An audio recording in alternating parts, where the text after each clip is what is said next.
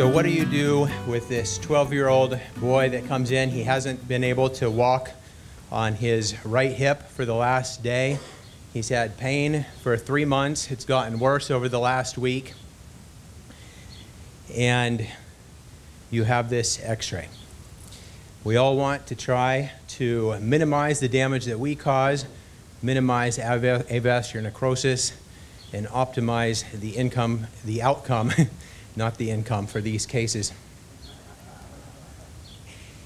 There's many controversies that surround this topic, and we could have an entire conference just on this, but I will try to summarize them for you in just a few minutes and summarize a review of the literature for you in just a few minutes and hopefully give a little bit more clarity to how to take care of a case like this.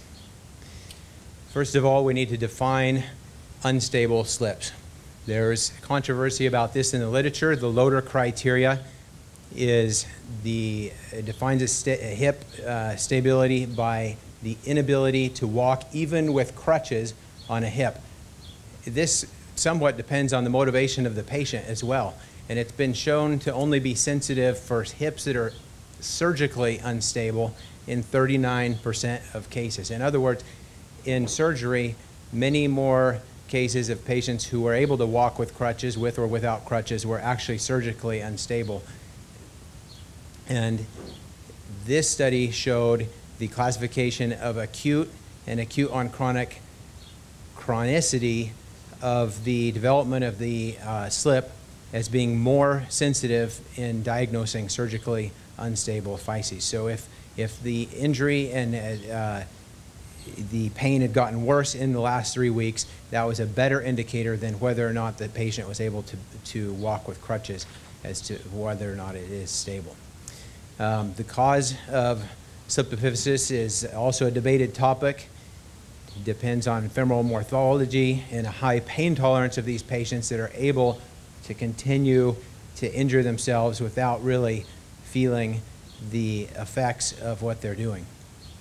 The European definition of unstable SCFE is a fusion present on an ultrasound with a recent history of trauma, and this is a much more comprehensive definition of unstable slips. And this is an important distinction to make because when you're reading the literature, the studies that include unstable slips coming from the United States are oftentimes defined differently than those coming from Europe. The importance of whether or not to do a capsulotomy and when to do it is confusing in the literature, and there's actually no definitive studies that have said that you should operate on these cases immediately or that there's a window of time when you shouldn't operate on them. There are some studies that have looked at this and others that have conflicted that evidence. So the sooner the better is the way I look at it, but the literature is not entirely clear on that. But there is some good data about intracapsular pressure, and this advocates for the release of pressure on acute slip epiphysis. The mean pressure in the affected hips in this study was 48 millimeters, and the mean pressure in an unaffected hip is 23. And then after manipulating the hip, the intracapsular pressure increased to 75 millimeters of mercury, which can create a compartment syndrome intracapsularly and be implicated in avascular necrosis. So the need to perform a capsulotomy is significant, especially if manipulation is performed, and it's actually an easy enough thing to do with minimal morbidity that it is, I believe, an important part of the treatment in acute slip epiphysis. There is a study that looked at whether or not open versus percutaneous capsulotomy can be performed, and in this study, they actually weren't able to even demonstrate with statistical significance the benefits for any capsulotomy, although there was a trend for improved outcomes with a capsulotomy, and there was also a trend for improved outcomes with open capsulotomy. Even if you take a Cobb elevator through a percutaneous incision, go right over the femoral neck on bone, look at it under fluoro, oftentimes you're subperiosteal, and you may feel like you've released the capsular pressure when you haven't actually done that. And so for me, I think it's important to make an open incision and really see exactly what you're doing when you're releasing that pressure. Dr. Klaus Parsch in Germany has received a lot of popularity after publishing this study in 2009 with an open capsulotomy and a partial reduction in pinning for unstable slip epiphysis. It's a relatively easy procedure to perform. He does it through a Watson-Jones approach and evacuates the hematoma and then gently pushes down on the metaphysis while internally rotating the lower extremity and fixes it with smooth K-wires. And I've found that it's actually a little easier to do a Smith-Peterson approach with doing that same thing. And the reduction maneuver of pressing your fingers down on the metaphysis is a little bit more direct, coming from anterior than coming from the Watson-Jones approach. He defined his unstable slips as the presence of an effusion with acute trauma, and it has an avascular necrosis rate of only 5%. He also significantly improved the angle of slip in these cases.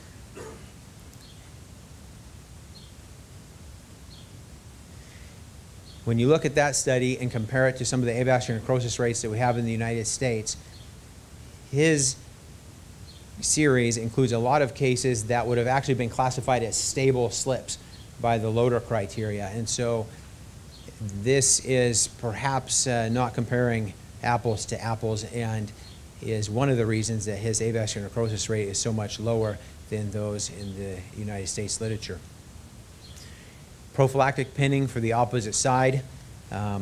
Here we have an 11-year-old girl with hypothyroidism and obesity, presents with groin pain and a right slip epiphysis. What's the most appropriate treatment? This is a board's question, and it is to pin both hips because of her age and an endocrine abnormality.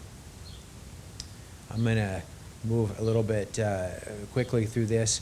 Young patients, older patients than average, and endocrinopathies are the evidence for prophylactic fixation. And one of the biggest controversies of all is what to do with unstable slipped epiphysis. We want to, what's that? Oh, for the prophylactic fixation? Both groups. The middle average age of slipped epiphysis is not an indication to do the prophylactic, but if you have an excessively old patient over 16 years old, or young patients less than 12 in males, less than 10 in females, and sexually immature open triradiates, those are the indications for that. The avascular necrosis in unstable SCFE has been indicated in reduction maneuvers, the number of fixation pins people use, delays in treatment, lack of capsulotomy, severity of slip, and different types of operations that are performed. It's been shown to be up to 60% in unstable slips, and a recent meta-analysis showed a 24% AVN rate in a review of 15 articles that actually were able to separate unstable slipped epiphysis. So this is probably a good average number to remember. What do we know? These are the factors that likely improve outcomes in treating acute slips, and some of these have conflicting evidence, but these three items are actually relatively easy to do and have relatively low complication rates. So treating these as soon as possible, providing a good capsular decompression, and a gentle, if any, type of reduction maneuver would be in order. We do know that some of these slips are so bad that just doing an in situ pinning probably is not going to give a good result, and so at that point it's important to give a little extra effort, possibly take a little extra risk with the possibility of avascular necrosis to do open treatment. That can either consist of reduction and pinning as advocated by Parsch in Germany, or a modified Dunn procedure. And we're going to move forward here. The modified Dunn procedure provides full access to the hip. It addresses the deformity as a acetabular pathology and is mostly indicated for acute slip epiphysis, acute on chronic, because many of the acute cases can be reduced with a Parsch procedure. And for myself, I'm just going to go off of the presentation here just a little bit and mention that when we have an acute unstable slip, a lot of times I don't decide intraoperatively until I look at it under fluoroscopy and can see if there's gross mobility. If there's gross mobility, the technique of Parsh actually works quite well to be able to gently reduce that and provide pinning. If it doesn't move and you have more of an acute on chronic type of slip, then going to the extra effort of doing a modified done and surgical hip dislocation is very worthwhile, especially in the severe slips. And we have a series of 40 patients that had severe slips and moderate slips. And a significant portion were unstable, and our AVN rate was about 10% in that group of patients. So this can be done. We use an intracranial pressure monitor to monitor the blood flow to the head during this procedure.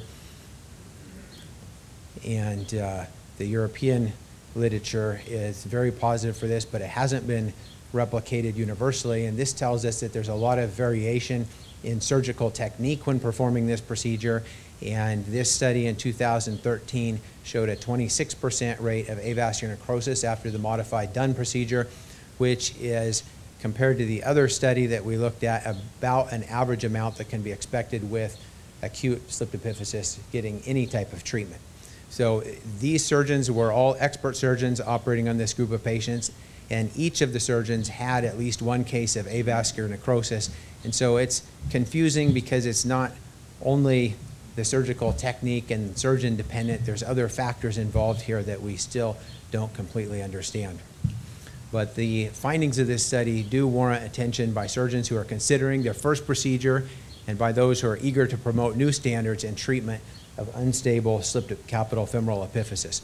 So the procedure does deserve a lot of respect, and it's probably best done in specialized centers where people have a lot of experience with that.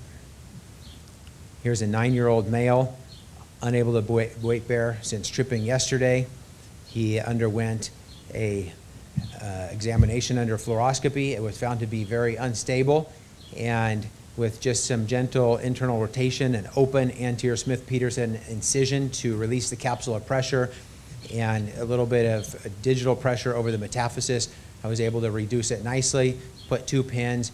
It's a quick and relatively easy procedure and gave a good result. He also got a contralateral pin because he was only 9 years old. This is case 2 that I showed you in the beginning, and under fluoroscopy this did not change the position at all, and thus we performed a modified done procedure. Beautiful result immediately, but unfortunately 3 months post-operatively we started to see some avascular necrosis. This 13-year-old had a very severe stable slip, and this is another case that modified done or intertrochanteric osteotomy may be considered. We're going to skip the rest of the cases. How many screws? There's some controversy about how many screws to use.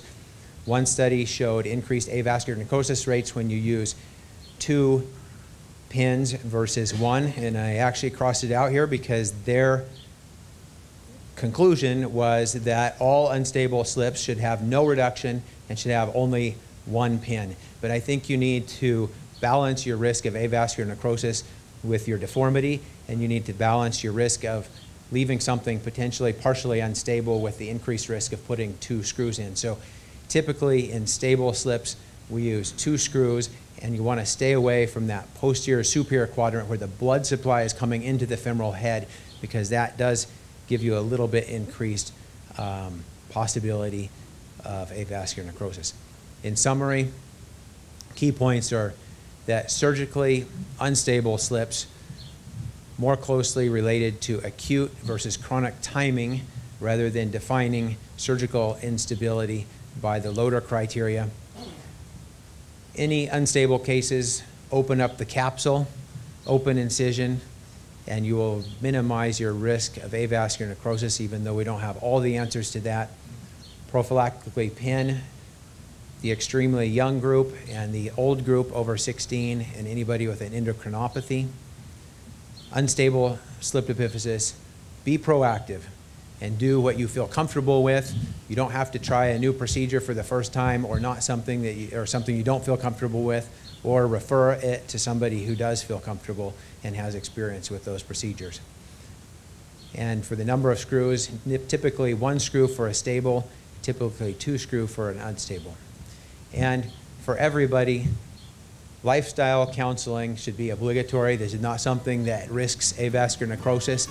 We oftentimes feel defeated and inadequate at making changes in people's lives by giving them advice, but if they're going to listen to anybody, they're going to listen to their doctor, and we oftentimes have more influence over them than we might